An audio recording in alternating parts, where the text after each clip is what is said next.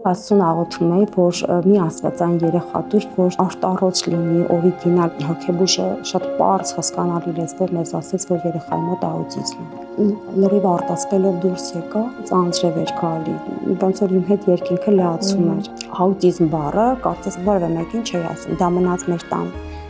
ներսում շատ երկար ժամանակ, որ ասում են Լենան շատ ուժեղ է, ես ասում եմ ուժեղ է նրա հետևի կանգնած մարդը։ Ինչի Աստված իմ հետ այսպես վարվեց, սա իմ ճակատագիրն էր, ինչի այսպես եղավ։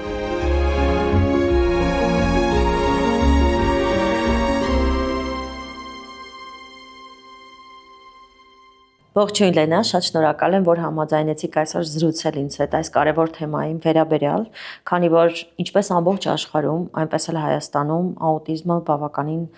լայն տարածում է գտել հատկապես վերջին տարիներին եւ հաշվի առնելով, որ այն այս դարի չբացահայտված հիվանդություններից է, շատ կարևոր է, որ ձեզ նման մարդիկ ոչ միայն խոսեն ու բարձրաձայնեն, այլև գտնեն լուծումներ, այդ մասին մենք քիչ հետո կխոսենք, եւ բարձրաձայնեն այս խնդրի մասին։ Ողջույն, շնորհակալ եմ հրավերի համար, սիրով կօգնեմ նրանց, ովքեր ունեն մեր կարիքը։ Ուզում եմ սկսենք մեր զրույցը ամենակարևորից, Լենա։ Երբ դուք հասկացաք, որ արդեն ձեր որդին Նարեկը ունի աուտիզմ, մեր նախնական զրույցում ասացիք, որ երկար ժամանակ ձեզ պահանջվեց, որպեսզի ընկալեք, ընդունեք այդ փաստը, խոսեք ու բարձրաձայնեք։ Այ երբ եղավ այդ պահը, որ արդեն հասկացաք, որ ոչ պիտի խոսեք, եւ այդ этаպը անցման ինչպես տեղի ունեցավ։ Լռությունից բարձրաձայնել եւ այն էլ բավականին հասարակական հնչեղություն տալ այս թեմային։ Տեսեք, քանի որ մասնագիտությամբ մանկավարժ հոգեբան եմ, որոշակի գիտեի խնդրի մասին, եւ քանի որ տղաս իմ երկրորդ բալիկն է եւ առաջին իմ երեխան աղջիկս որևէ խնդիր չի ունեցել, ես այդ զարգացման փուլերին չեմ առնչվել երբևէ որ խնդիրներ տեսնեմ, իսկ տղայիս դեպքում դա ակնհայտ էր, բայց մի փոքր մասնագիտական կրթությունս նաեւ օգնեց, որ հասկանամ, որ երեխան այնպես չի զարգանում, ինչպես տիպիկ զարգացող երեխաներն են, վարքը առանձնահատուկ էր եւ դա տարի ու կես 2 տարեկանում էր։ Ես տեսա, որ երեխան ունի առանձնահատկություն, այսինքն նրա պահվածքը բավականին տարբերում էր մնացած զարգացող, տիպիկ զարգացող երեխաների համեմատաբար։ Բոլոր սովորական մայրերի նման ես էլ դա շատ ծանր տարա, ես չգիտեմ իմ մոտ ինչքան երկար տևեց, բայց ես հիշում եմ, որ մոտ 7-8 տարի ես պայքարում էի դրա դեմ, որ չէիք բարձրաձայնում։ Բարձրաձայնում էի արդեն վերջին տարիներին 6 տարեկանից հետո, բայց արդեն որ ընկալեցի ու ընդունեցի իմ երեխային, դա հիմնականում 8-ից 10 տարեկանն էր։ Այդքան տարիների ընթացքում ես փորձել եմ գտնել լուծումներ, շատ վստահ ու հավատում էի, որ կգտնվի ինչ-որ միջոցներ, թերապիաներ, որոնք կօգնեն իմ երեխային ավելի լավը սարքելու եւ ամբողջական վերականգնելու, բայց խորապես իմ ներքին համոզմամբ զգում էի, որ ինչ-որ բան կլինի, որ կմնա Նարեկից։ Ավելի ուշ արդեն հասկացա, որ ես ուղղակի հատուկ բալիկի հատուկ մամա եմ։ Երբ մենք զրուցում էինք, դուք ասացիք, որ մարդը եւ նրա հոգեբանությունը ձեզ դեռ մանկության հետաքրքրել են, բայց նաեւ ասացիք, որ ընդունվել եք Բրյուսովի անվան օտար լեզուների ինստիտուտ, ինչպես դա տեղի ունեցավ, ինչու որոշեցիք օտար լեզուներ սովորել։ Հետաքրքիր է, բայց այն ինչ որ հիմա ապրում եմ, զուգահեռներ եմ տանում իմ մանկության հետ ու ես հասկանում եմ, որ մանկությունում կատարվեց ցանկացած բան, ցանկացած երևույթ, կարծես նախապատրաստական ինչ որ մի միջոցառում լիներ, այն ինչ որ հիմա ես ստանում եմ։ Օրինակ միջոցառում, որ ես պետքա ավելի լավ ընկալեմ Նարեկին, նրա աշխարհը, այն ինչ գործունեություն ես անում եմ, դա շատ կարևոր է ոչ միայն իմ համար, այլև շրջակա միջավայրի համար, ու այդպես ընկալեցի իմ առաքելությունը, բայց փոքր ժամանակ հիշում եմ, որ ովքեր որ ավելի խեղճ էին ու ունեին ինչ որ մեկի օգնության կարիքը, ես միշտ նրանց կողքին էի կանգնում, անկախ նրանից նրանք մեղավոր էին, թե չէ։ Դա լիներ դասարանում, ընկերների մեջ, դա լիներ փողոցում, Ես կարծես ոնց որ օժանդակող լինեի, ուզում էի անպայման օգնած լինեի ու բացի օգնությունը միշտ նայում էի արդյոք տեղ հասավ օգնությունս, կողքից միշտ հետևում էի դրան։ Իսկ արդեն հետագայում, երբ որ պետքա գար ընդունելության պահը, ես ուղղակի ժամանակակից մի մասնագիտություն ընտրեցի, օտար լեզու, անգլերեն լեզուն եւ ընդունվեցի Բրյուսելի անվան պետական լեզվաբանական համալսարան։ Մեզ բախտ վիճակվեց երկրորդ կուրսից ընտրել երկրորդ մասնագիտությունը, չգիտեմ ինչի, ես կարող էի ընտրել այլ լեզուներ եւ այլն, ես ընտրեցի հոգեբանությունը։ Ինձ հարց էին տալի ինչի հենց հոգեբանությունը, պատասխանս ենթագիտակցորեն կյանքում ամեն ինչ պետք կգա իմ ընտանիքում, միգուցե ինձ պետք լինի դա, եւ ելի ես վերադառնում եմ այսօրվա խնդիրներին ու հասկանում եմ, որ այն ինչ որ ես սովորել եմ եւ այն մարդկանց, այն իմ դասախոսներին, ում որ ես հանդիպել եմ այդ տարիների ընթացքում, 5 տարիների ընթացքում, իզուր չի եղել ու հետագայում ինձ օգնել են նրանց խոսքը, վերաբերմունքը, մեր անցած բոլոր ճանապարհը կայացնելու, աշխատելու այս ոլորտում։ Բայց գիտեմ, որ նաև շատ կարևոր է եղել ձեր ուսուցչուհիներից մեկի խոսքը, որին դուք շատ լավ պատասխան եք տվել, եւ կարծես թե դա էլի մանկության ժամանակ ասված ինչ որ խոսք էր, որը որ էլի կապում եք այսօրվա հետ։ Ես 47 տարեկան եմ, մինչև հիմա ինձ համար շատ դժվար է հիշել այդ տարիները, որ ես դպրոցում ընկա այդ իրավիճակի մեջ։ Ես շատ լավ հիշում եմ, մենք 10-րդ դասարան էինք ու արդեն պատրաստվում էինք ավարտենք այդ վերջին մեր օրերն էր մեր ուսուցիչների հետ եւ բոլորս այսպես ասում ենք մեր երազանքների մասին, թե ինչ ենք ուզում դառնանք։ Մի ուսուցչուհի ունենք, արդեն լուսահոգի Ինկեր Սահակյանը, ինձ չէր սիրում, կարծում եմ, որովհետև անընդհատ պատճառ էր որոնում, որ ինքը ինձ վիրավորեր կամ ինչ-որ տեղը դներ, նեղացներ։ Բոլորս ասում ենք իր դասներ, կենսաբանության դասներ, բոլորն ասում են, որ ինչ են դառնալու։ Ես գիտեմ, որ ես լավ պատրաստվել էի Բրյուսելի համար, ես օտար լեզուներ շատ լավ սովորում եմ եւ այսպես ոգևորված ուզում էի ընդունվեմ։ Հերթը հասավ ինձ, այն մյուսին ասին դու իրավաբան կլինես, մյուսն ասեց բանասեր կլինես եւ այլն։ Հերթը հասավ ինձ թողեց, որ ասեմ, որ ես ինչ եմ ուզում դառնամ։ Ինկեր Սահակյանն ասեց, չէ, դու լավ տնային տնտեսուհի կլինես ու լավ մամա։ Ես շատ վիրավորվեցի, հազիվ պահեցի իմ լացը, որովհետև չէի պատկերացնում որևէ բան։ Ինձ այդ պահին ընդունելությունն էր հետաքրքիր, այդ տարիքին համապատասխան ինչ իմ նպատակների մայրության մասին դեռ բացարձակ չէի մտածում, բայց չգիտեմ որտեղից այդ փոքր մարմնում 17 տարեկան ես ինձ հիշում եմ այդ տարիքում ես կարողացա ինձ հավաքեմ ու ասեմ Ինկեր Սահակյան, այս աշխարհում ամենակարևոր մասնագիտությունը դա մայր լինելն է եւ թող որ ձեր ասածը լինի։ Շնորհակալ եմ շատ, բայց ես հոգու խորքում շատ վիրավորված էի ու հետագայում ու ես այդ վիրավորանքը միշտ իմ հետ տարել եմ, բայց հետագայում ես հասկացա, որ ես այնքան խոր իմաստ բան եմ ասել Ինկեր Սահակյանին, որ բախվելով այդ խնդիրների հետ, ծնողների հետ, վերաբերմունքի հետ եւ շատերի հետ, ովքեր որ իրենց երեխաներին չեն ընդունում ու չգիտեմ, տարբեր հասարակական ինչ որ կազմակերպություններ են տանում, միգուցե չգիտեմ, դրա մասին երևի թե չասեմ մանկատներ եւ այլ չեն ուզում խնդիրն ընդունել կամ բաժանություններ են, ես հասկացա, որ ամենակարևոր մասնագիտությունը այս կյանքում դա մայր լինելն է։ Դուք անընդհատ ձեր խոսքի մեջ ասում եք, որ կարծես ձեր մանկությունից սկսած նախապատրաստվում էիք Նարեկի ծնունդին եւ ինչքանով որ ես գիտեմ շատ էիք երազում որդի ունենալ, անգամ խնդրում էիք Աստծուն, որ ինչ աստվածային երեխա ձեզ պարգևի ու ոնց դուք ասացիք ինձ դա իսկապես այդպես եղավ։ Առաջինը իմ Մերին է, ում Աստծուն շատ շնորհակալ եմ, որ իմ աղջիկը իմ կյանքում եկել է, որովհետև մոր նման նա պահում է իմ տղային, նույնիսկ հիմա երբ որ ամուսնացել է, էլի ամբողջ էությամբ այսպես Նարեկի հետ է եւ աշխատում է ամեն ինչ անել, ես ու Մերիս, չգիտենք, Նարեկի համար այսպես թևուտիկ ունենք, մոր նման երկուսս էլ, բայց երկրորդ բալիկից երազում էի տղա ունենամ։ Այդ ժամանակ մենք տուն չունեինք։ Ես մտածում էի, որ տունը լինի, հետո նոր տղա ունենամ, երազանքներ կար։ Ու Աստծուն աղոթում էի, որ մի աստվածային երեխա տուր, որ չգիտեմ, այսպես շատ արտառոց լինի, օրիգինալ, բայց չի էլ պատկերացնում, որ այդ աստվածային երեխան, այդ օրիգինալ մարդը կարա լինի ուրիշ մի երեխա, որը նման չլինի մյուսներին։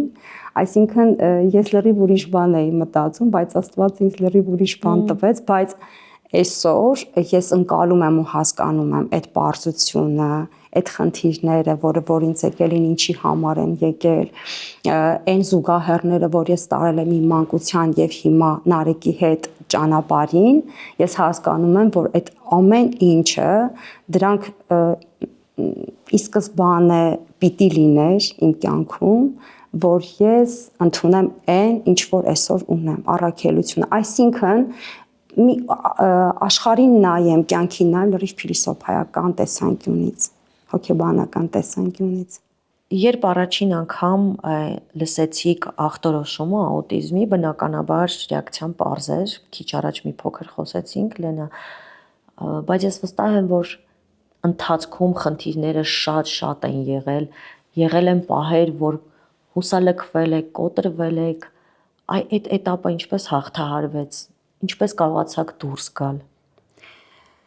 Եվ երբ հասկացա, որ երեխան խնդիր ունի, դա տարուկես մոտ 2 տարեկան հասակում էր։ Ամեն ինչ արեցինք, որ գնանք հոգեբուժի մոտ, որ ախտորոշում դրվի կամ հասկանանք ինչ է մեզ սպասվում, ինչ է սա, աուտիզմի մասին դեռ չէի մտածում, որ աուտիզմ կլինի, բայց տեսնում էի ակնհայտորեն, որ ունի զարգացման խանգարում, զարգացման հապաղում երեխան, վարքային խնդիրներ։ Ամուսնուս հետ գնացինք հոգեբուժի մոտ եւ հոգեբուժը շատ պարզ հասկանալի լեզվով մեզ ասեց, որ երեխայի մոտ աուտիզմ է։ Իր համար շատ հանգիստ, պարզ հասկանալի լեզվով իմ համար առաջին անգամ մի բան, որի ես չէի սպասում, չէի պատկերացնում։ Երբ որ ես հարց տվեցի, իսկ ինչի հետ գործ ունեմ, ինչ է աուտիզմը, ինչ է դա նշանակում, ասեց աուտիզմը կարա լինի ամբողջ կյանքի համար, զարգացման խանգարումը պետք է շատ աշխատեք, կարող է երեխան այսպես էլ մնա։ Այդ ընթացքում դա արդեն բնականաբար աննկարագրելի զգացողություններ, ինչ է նշանակում։ Այդ ընթացքում Նարեկի վարքը անտանելի էր։ Նա ընդհանրապես չէր նստում, չէր լսում,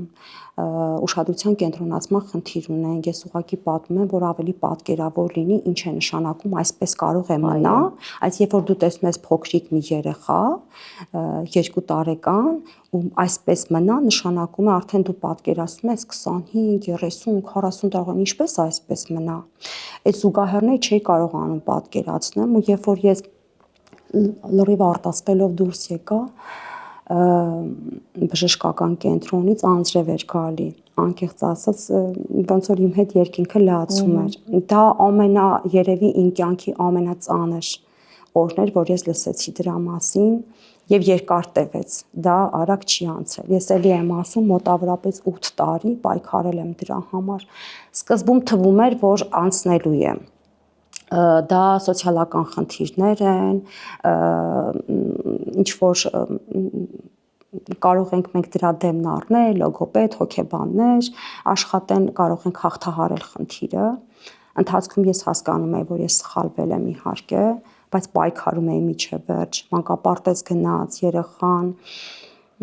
հոգեբաններ գտա, սկսեցին հավելյալ աշխատել, թաքցնում էի բոլորից, որ իմ երեխան խնդիր ունի։ Աուտիզմ բառը կարծես թե որևէ մեկին չի ասում, դա մնաց մեր տան ներսում շատ երկար ժամանակ։ Օր-օրի իմ մոտ ավելի էր այդ տառապանքը խորանում էր, որովհետև ոնց որ քեզ ասեն, որ երեխան այսպես է մնալու, ու դու արդեն հետագա պլանով դու պատկերացնես, որ ինչի առաջ ես դու կանգնելու։ Ավելի ուշադրությունը կենտրոնացրեցի Նարեկից ու մոռացա ընտանիքի բոլոր անդամներին, աղջիկաս, ամուսնուս, ես ինքս ինձ։ Այդ ծանր ընթացքում, երբ որ արդեն ելք չկար, անդադ պայքարի մեջ ենք ու անդադ բախվում ենք այդ խնդիրների հետ, որ մնալու այսպես, ինչ ենք անելու, աուտիզմը ամբողջ կյանքի համար է, ես ինչ պետք է անեմ, ինչքան թաքցնեմ, ամուսինս ինձ միշտ օգնել է ու դպրոցում ուսուցչուհու աշխատանք կար, այսպես դասավորեցին քննությունը հանձնեց, ասաց, որ ավելի ճիշտ կլինի, որ դու տանից դուրս գաս, մենք գտնենք Նարեկին քոնե մի քանի ժամ պահող, որ Նարեկին դայակ պահի, օգնական ունենանք, դու էլ կցրվես։ Ես օտար լեզու էի պարապում, նաև ունեի ուսանողներ, բայց այն միտքը, որ այսինքն զբաղված չէի ամբողջ օրը, զբաղված էի աշխատանքներով, դասապատրաստումներով, բուհին էի պատրաստում ուսանողներին, բայց այն միտքը, որ ես պետքա դուրս գամ տնից եւ այդ 4 պատերից եւ գոնե որոշակի ժամանակ մոռանամ այդ խնդրի մասին ու ինչ որ կոլեկտիվ մտնեմ, որտեղ որ ինձ մի ժամանակ կարա տեղափոխի, այդ ամենի կազմակերպեց ամուսինս, որ ինձ օգնի, որովհետեւ շատ հոգեբանական շատ ծանր վիճակում էի գտնվում։ Երբ տանը նման երեխաներ են լինում, մյուս երեխաները կարծես երկրորդ պլան են մղվում, բայց դուք մեր նախնական զրույցում անընդհատ խոսում էիք ձեր աղջկա մասին, որը ձեզ ամեն ինչում օգնել է դեռ մանկուց։ Եվ մինչև օրս մերին ձեզ օգնում է։ Երբևէ տրտնջացել է, թե պատրաստական միշտ արել է, օգնել է։ Գիտակից էի, որ այն ուշադրությունը, որը որ դարձնում եմ Նարեկին, խանգարելու է մերից, որովհետև ինձ թվում էր, որ երեխային պարի տանելով, գիտարի դասեր տանելով կամ չզրկելով ընկերների հետ հանդիպումներից կամ ինչ-որ հասարակական տեղերից կամ երկրից դուրս տանելով կարող եմ ազատել նրան այդ հոգսերից, բայց դա այդպես չէր, այն հոգատարությունը, որ ես պետքա համապատասխանաբար 2 երեխաներին տրամադրեի, ես վստահաբար ասում եմ, որ բոլոր հոգատարությունը ոչ ամբողջական, բայց կարելի է ասել, հա, մեծ մասով ուշադրությունը գնաց Նարեկի կողմը, որովհետև առանց հասկանալու, որ իրան ավելի շատ օգնություն էր պետք այդ ժամանակ, բայց չէի մտածում, որ հնարավոր է, որ այն երեխան, որը այս մասով խնդիրներ չունի, ունենա հոգեբանական այլ խնդիրներ։ Փառք Աստծո, մենք նման խնդիրներ չենք ունեցել, երբևէ մերին իմ հետ չի խոսացել, հստակ իմաստուն ձևով, փոքր երեխա, բայց իմաստուն ձևով հասկացել է, որ իր օգնությունը մեր կյանքում, իմ կյանքում շատ կարևոր է եւ ես հիշում եմ, որ ասում էր, եթե ծնունդ էր լինում, այդ փոքրիկ մերին ասում էր, ես Նարեկի հետ կմնամ կխաղամ, դուք գնացեք եկեք, օգնում էր, բայց մի անգամ երբևէ չի խոսել իր դժվարությունների մասին։ Մի անգամ ես մի հատ օրագիր գտա մերից, որտեղ ինքը շատ խոսում էր իր տխրությունների մասին, որ ծնողներս ասեցին, որ սկզբից եմ ուղղակի ասում, որ կխոսա Նարեկը, սպասում են երբ է խոսալու ինքը, այդ անդրադարձել էր երեխու վրա ու ամենավերջինը դա այն էր, որ չէ, էլ երբեք Նարեկը չի խոսալու։ Ինքը այսպիսին է, այդպես։ Ձեզ հետ հավասար կիսել է այդ բոլոր խնդիրները։ Լենա, երբ հասունացավ պահը, որ որոշեցիք բացել կենտրոն, որը կօգնի ոչ միայն Նարեկին, այլև նրա նման երեխաներին։ Ինչպես դա տեղի ունեցավ։ Նարեկը համարյա 8 տարեկան էր, գնացինք Գերմանիա, որ Ոչինչ։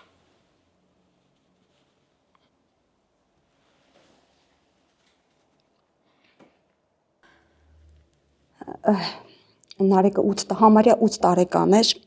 7.5 տարեկան էր, որոշեցին գնանք ամբողջական ախտորոշման։ Ծանոթ ունենք, դասավորեց, որ կլինիկայից հրավեր լինի, որ մենք կարողանանք, որ թույլ տան Հայաստանից գնանք Մյունխեն։ Գնացինք, անացինք բոլոր գենետիկ անալիզներ, ինչ որ պետք է երեխային EEG, MRT, ամեն ինչ։ Որևէ խնդիր չհայտնաբերեցին այնտեղ։ Ես հասկացա, որ եթե ես վերադառնամ Հայաստան, այսպես շարունակվելու է թերապևտիկ աշխատանքներով միայն չենք հասնելու այն արդյունքին, որ երեխան ուղղակի բարելավենք երեխայի կյանքը Հայաստանում, որովհետև շատ լավ գիտակցում է, որ Հայաստանում մեր երեխաները ապագա չունեն ուղղակի։ Ցավը նա է, որ աուտիզմ ինքը հաշմանդամություն է։ Ճիշտ է, սպեկտրի մեջ կան ֆունկցիոնալ աուտիզմ ունեցող մարդիկ, որոնք որ ֆունկցիոնալ են, կարողանում են ինքնուրույն ապրեն, բայց դա շատ քիչ է։ Աուտիզմը հաշմանդամություն է,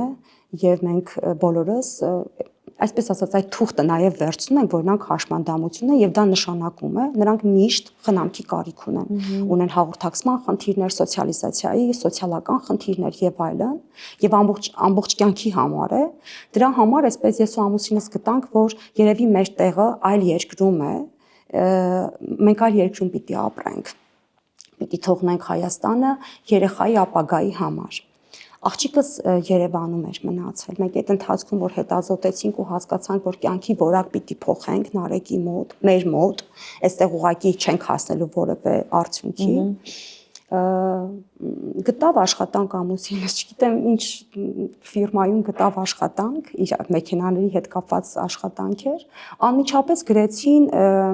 աշխատանքային պայմանագիր եւ մենք հետ եկանք շատ ուրախ, որ շուտով պետք է գնանք։ Արդեն տուն էինք ուզում գնենք, մեր տունն էինք վաճառքի ուզում հանենք եւ այլն։ Դիմեցինք դեսպանատուն, մերժում ստացանք։ 99%-ով պիտի գնանք, որտեղ պայմանագիրը ձեռքներս մերժեցին դեսպանատնից, ասելով, որ ձեզ այնքան չեն գնահատում Գերմանիայում, ինչքան որ ձեր փորձն է։ Այսինքն ավելի քիչ են մեզ վարձատրելու, քան մենք իրականում կանք ըստ մեր փորձի։ Դրա պատճառը դա էր եւ մենք մնացինք Երևանում։ Ու այդ դա էլ մեկ ստրես էր, ինչ եմ անելու։ Հավաքվեցինք այսպես, ես սկսեցի փնտրել այլընտրանքային ճանապարհ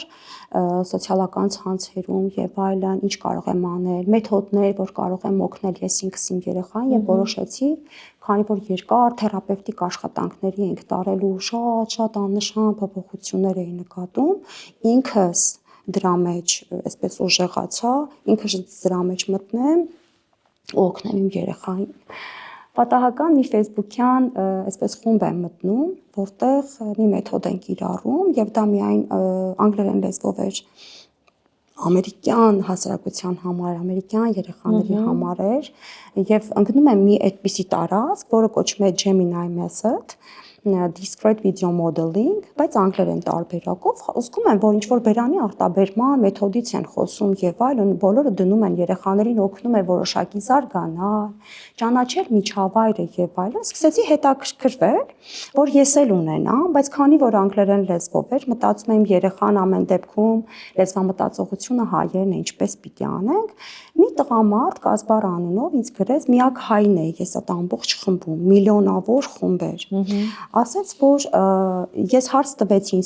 ինչպես կարող եմ հայերեն տարբերակը ձեռք բերել, Կազբար անունով մի տղամարդ ասեց, որ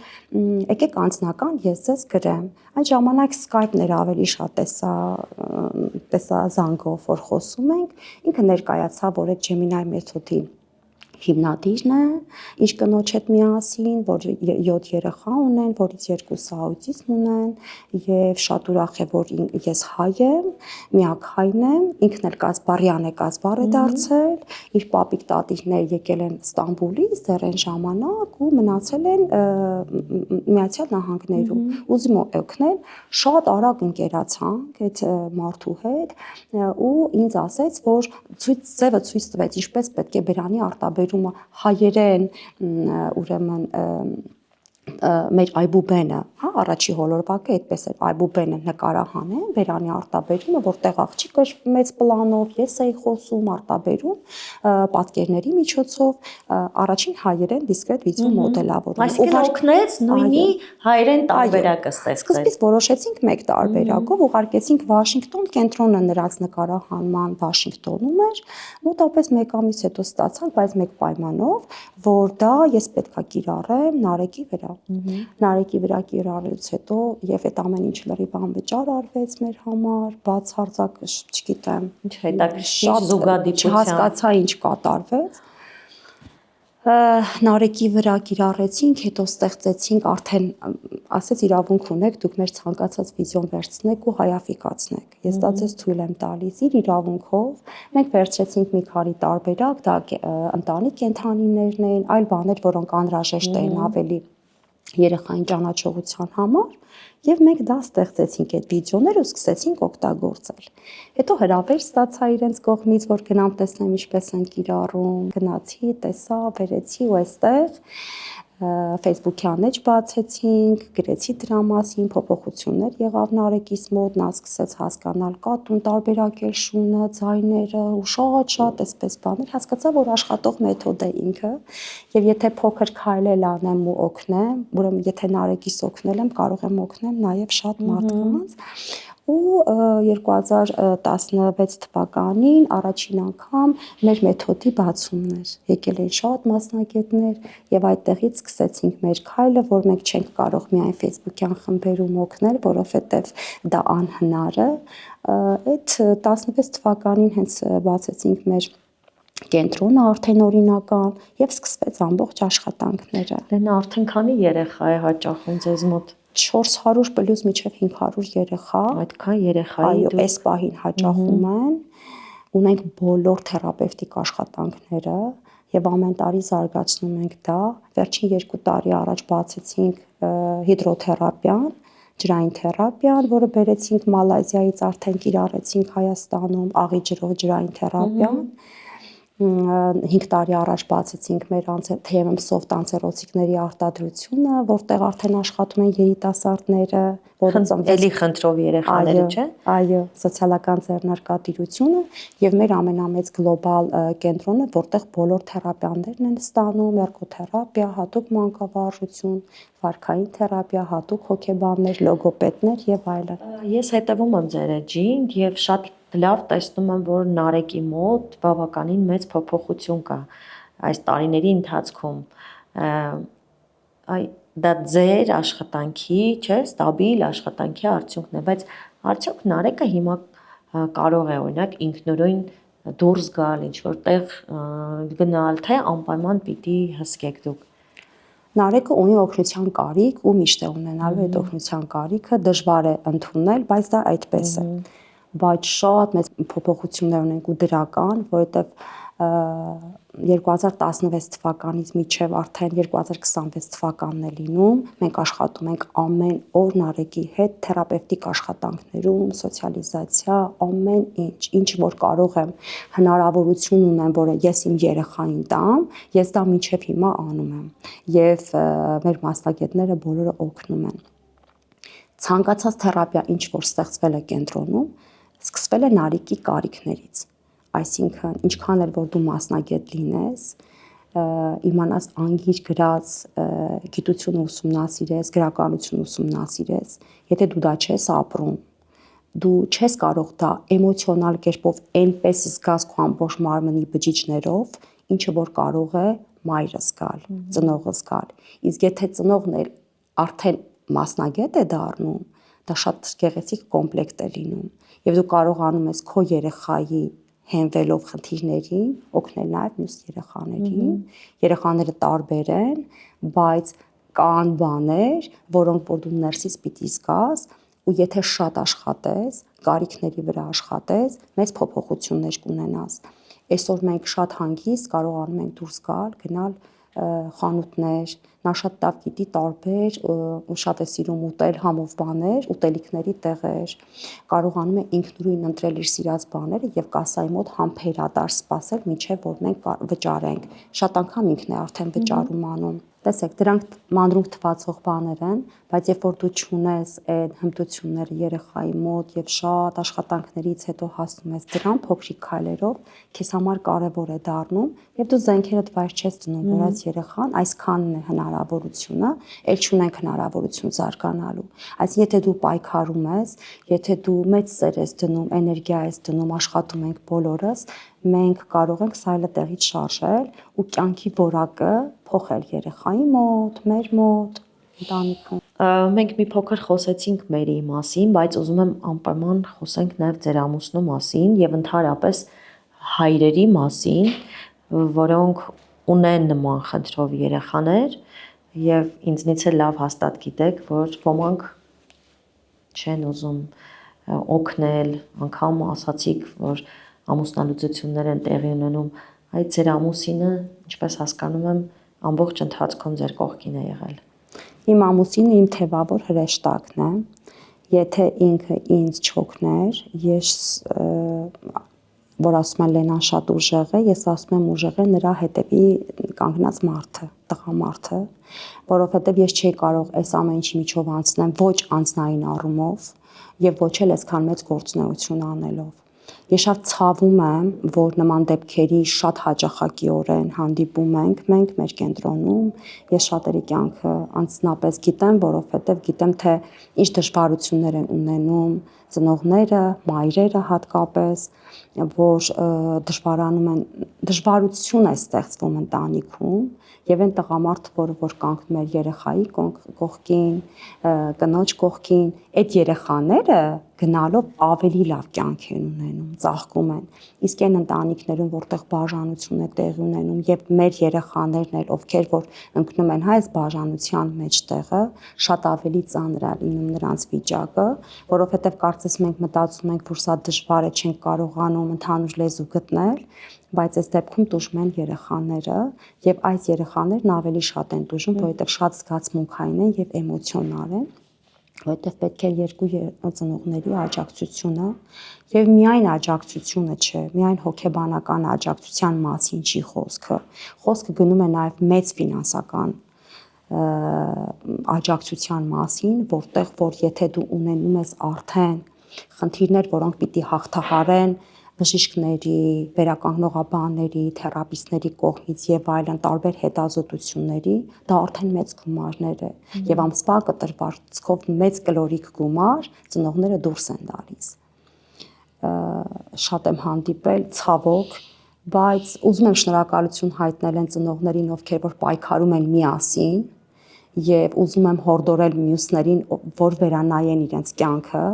եւ փորձեն ընդհանուր լեզու գտնել, սիրեն, որովհետեւ իրենց սիրո պտուղն ամեն դեպքում իրենց օգնության կարիքն ավելի շատ ունի, քան մեր աջակցության կարիքը։ Երբ խնդիրը բարձրաձայնում ես, դու բուժվում ես։ Ուզում եմ մի փոքր բացեք սա։ Կոնկրետ իմ դեպքում ես իմ մասին կարող եմ ասել, որ ես այն ժամանակ ընկալեցի ու ընդունեցի իմ տղայի խնդիրները եւ իմ խնդիրները եւ սկսեցի օգնել մյուսներին։ Եվ դու օգնում ես, դու բուժում ես, դու տեսնում ես մյուս երեխաների արդյունքը, թե ինչպես են նրանք վերականգնվում եւ շատ երեխաներ ունենք այդպես, որ վերականգնվել են, վերականգնվում են այդ ճանապարհին են, կարծես թե դա քոնը լինի։ Դու այսպես ամեն անգամ նորովի առաջ ես գնում, բուժում ես քեզ։ Եվ դրա համար սա համարում եմ իմ համար բուժման մի ճանապարհ, վերականգնման ճանապարհ, ինքս իմ անձի նկատմամբ առաքելություն եւ ինքնաբուժման ճանապարհ։ Եվ եթե որևէ թուլանում եմ, հանկարծ ասում եմ շատ դժվար է ծնողների հետ աշխատելը, երեխաների հետ ավելի հեշտ է գիտես քո անելիքը, գործ ունես ծառայությունների մատուցման, հա, խնդիրների հետ, ծնողների հետ, որևէ մեկ անգամ թուլանում եմ, ասում եմ ինչի ես աշխատանքն արեցի կամ բան, ամուսինս ինձ հետ է բերում, ասում է, որ սա մերն է, սիրով պետք է ընդունենք ու բաց թողնենք։ Սա մեր աշխատանքն է։ Լուծում հնարավոր չի չլինի։ Լուծում միշտ կա, գտի ճանապարհ։ Եվ ես դա հստակ հասկացել եմ, որ եթե որևէ մի օր ստոպ լինի, ես նորից կընկնեմ երևի այդ վիճակի մեջ։ Սա իմ համար կարևոր ճանապարհ է։ Երբ մեզնից յուրաքանչյուրի հետ ինչ-որ մի բան է տեղի ունենում, անգամ փոքր, մենք անընդհատ մտածում ենք ինչու դա եղավ։ Անգամ փոքր բաներից մենք նեղվում ենք, այդ միտքը այսպես թե այնպես մեզ մոտ գալիս է։ Մտածել եք երբևէ ինչու սա մեզ հետ տեղի ունեցավ եւ արդյոք գտել եք պատասխանը։ Եթե տարիներ առաջ լիներ այդ հարցը, ես կասեի, որ ինչի Աստված իմ հետ այսպես վարվեց, սա իմ ճակատագիրն էր, ինչի այսպես եղավ։ Ինչի ես եւ ոչ թե մյուսները։ Բայց եթե ես հիմա եմ նայում իմ անցած ճանապարհին, ես ասում եմ, որ եթե այս խնդիրը եկել է իմ առջև, ուրեմն ես պիտի փոխեմ ինձ։ Ես շատ լավ պիտի գիտակցեմ, որ իմ նարեկին բոլոր խնդիրների պատասխանն է, եւ ես պետքա փոխեմ ինձ։ Փոխեմ դառնամ ավելի լավը, դավաճանող մարդկանց, ընկերներին, չգիտեմ, գործընկերներին, հազար ու մի մարդկանց ես պետք է բաց թողնեմ ու սիրեմ, որովհետև այն մարդիկ, ովքեր որ իմ ճանապարհին հանդիպում են, դա հենց այնպես չի, եւ եթե կրկնվում է նույն բանը իմ հետ, ուրեմն ես այստեղ խնդիր ունեմ փոխվելու։ Իսկ իմ նարեկը իմ ամբողջ կյանքի համար է, ուրեմն ես ամբողջ կյանքում դեպի վերև պիտի բարձրանամ, պետքա փոխվեմ, սիրեմ ինձ, սիրեմ դիմացի մարդկանց ու բաց թողնեմ նրանց։ Գիտեմ, որ այս կյանքում այն ինչ որ իմ հետ կատարվում է, հենց այնպես չի։ Ընդունել եմ եւ դա խնդիր չեմ համարում։ Տեսեք, լսում եմ, որ ասում են, ես ատում եմ աուտիզմը, չեմ սիրում, սա ինչ ճակատագիր էր, բայց ես փորձում եմ իմ երեխան եւ բոլոր երեխաներին, ովքեր այցելում են կամ փողոցում եմ տեսնում կամ իմ ընկերների մեջ են, նրանց մեջ տեսնեմ ճշմարիտ մարդու, նրանց հոգին տեսնեմ առողջ։ Այսինքն դու ոչ թե խնդիրը պիտի տեսնես, այլ մարդուն ներսից նրա հոգին պիտի տեսնես։ Բնավորությամբ ինչպիսին է, դա շատ դժվար բան է։ Գիտեմ, որովհետև առաջին հայացքից երեխայի վարքն են տեսնում, խնդիրն են տեսնում, բայց եթե մի փոքր ճանաչեք երեխային, հասկանաք իրեն ընտանիքում, դրսում եւ այլն, ամենուր, դուք կհասկանաք ինքը ինչ երեխա եւ ինչ կարար լիներ, ինչպիսին։ Այդպես էլ ընկալես։ Բայց իմ ինքնաճանաչման համար ամենաշատը շնորհակալ եմ Նարեկիս, որովհետև ես շատ ճանապարհ ունեմ անցնելու եւ մտադրված եմ շատ երկար ապրեմ եւ շատ փոխվեմ, մտադրված եմ երկար ապրեմ, որովհետև չեմ պատկերացնում, որ եթե հանկարծ ես չլինեմ, երեխայիս կողքին ով է լինելու։ Ինչքան էլ որ ես գիտեմ, որ ես լավ աղջիկ ունեմ, շատ լավ փեսա ունեմ, բարեկամներ ունեմ, շատ բոլորը կկանգնեն հարազատ հոգիներ են, բայց ես ինքս ուզում եմ իմ երեխայի հետ ձեռքը բռնած միշտ առաջ գնամ ու ես շատ երկար եւ առողջ եմ ապրելու։ Աստված, որ այդպես է լինի, վստահ եմ հենց այդպես էլ կլինի եւ քանի որ աուտիզմը բավականին տարածված է, անընդհատ առնչվում ենք դրա հետ։ Այ հենց այս պահին վստահ եմ կան շատ մայրեր, ովքեր նոր են դրա հետ առնչվում։ Ամենակարևորը ինչ կուզենայիք նրանց ասել, որպեսզի ձեր փորձից ելնելով նրանք ավելի հեշտ, ավելի արագ կարողանան գտնել լուծումները։ Ամենաառաջինը, որ ուզում եմ բոլորին կոչ անեմ, որ չթաքցնեն երեխայի խնդիրը, ինչ որ ես եմ արել երկար տարիներ, դա ավելի խորացնելու խնդիրը։ Խնդիրը այդպես գլոբալ խնդիր չսարքեն, այլ իրենց երեխաներին ընդունեն այնպիսին, ինչպիսին որ կա։ Էլի եմ ասում, եթե ծաղրածու է պետք լինել, որ երեխան ժպտա այդ պահին, թող դառնան այդ ծաղրածուն եւ երեխաներին երջանկացնեն։ Ինչ է իրենց երեխան ուզում, թող այդպես էլ անեն, որովհետեւ դու էգոիստաբար մտածում ես, որ երեխան փոխվի, որովհետեւ այդպես է պետք հասարակությանը, բայց երեխան ունի այդ հնարավորությունն ու հմտությունները, որ փոխվի, ինչ է մեզ մնում լավ ծնող ու լավ մամա լինել, ուրեմն մենք պետք է ամեն ինչ անենք, որ մեր երեխան երջանիկ լինի եւ մենք երջանիկ լինենք։ Եվ հաջորդը, որ ուզում եմ ասեմ, չսարքենք դա որպես խնդիր ու խորանանք խնդրի մեջ, այլև գտնենք մեզ, մեր աշխատանքի մեջ, շրջակա միջավայրում, ինչից ենք մենք հաճույք ստանում, ինչ աշխատանքն է մեզ ոգևորում, այսինքն պարտադիր չի այս ոլորտում գտնել նորից քեզ, որ դու անես այն աշխատանք, ինչ որ ես եմ անում կամ մյուսները, այլև գտնես ինչն է քեզ հաճելի, ինչ աշխատանք, ինչ հոբի ունես, դու անես զուգահեռ դա եւ երջանիկ լինես դու եւ քո երեխան։ Դե եթե երջանիկ ես դու, քո երեխան այդ ամեն ինչը վերցնում է, պրոյեկտում է եւ դառնում է երջանիկ եւ բոլորը երջանիկ են։ Լենա, շատ շնորհակալ եմ, որ այսօր զրուցեցիք ինձ հետ եւ պատմեցիք այն ամենը, ինչ շատ շատերը չեն ուզում բարձրաձայնել, իսկապես շատ կարեւոր է խոսել խնդրի մասին եւ փորձը փոխանակել, որովհետեւ ինչպես արդեն նշեցի, աուտիզմը չբացահայտված մի ինչ որ երևույթ է, որը երևի թե կգա մի օր, որ կիմանանք թե ինչից էր, բայց այս պահին ձեր եւ ձեզ նման մարդկանց խոսելը, խնդիրների լուծումը գտնելը շատ կարևոր է, շնորհակալ եմ։ Ես եմ շնորհակալ, որ հրավիրեցիք, նորից վերապրեցի իմ անցած կյանքը, եթե օգտակար կլինեմ որևէ մեկին, ելի շնորհակալ եմ դրա համար։ Խոսքը շատ կարևոր է, որպեսզի հասնի մյուսներին եւ վերջապես հասնի քո սրտին։ Սիրելի հետևորդներ, եթե դուք նույնպես անցել եք կյանքի ինչ որ ճանապարհ եւ ցանկանում եք կիսել այդ պատմությունը մեզ հետ, կարող եք ուղարկել նամակ մեր էլեկտրոնային հասցեին եւ չմոռանաք հետեւել մեզ YouTube-ում, TikTok-ում եւ սոցիալական մյուս այլ ցանցերում։ Մեր գործընկերն է կինեագինին։ Այն ունի ոչ միայն հրաշալի համ, այլև հոգի։ Համտեսիր կինեան։ Սկա գինու հոգի։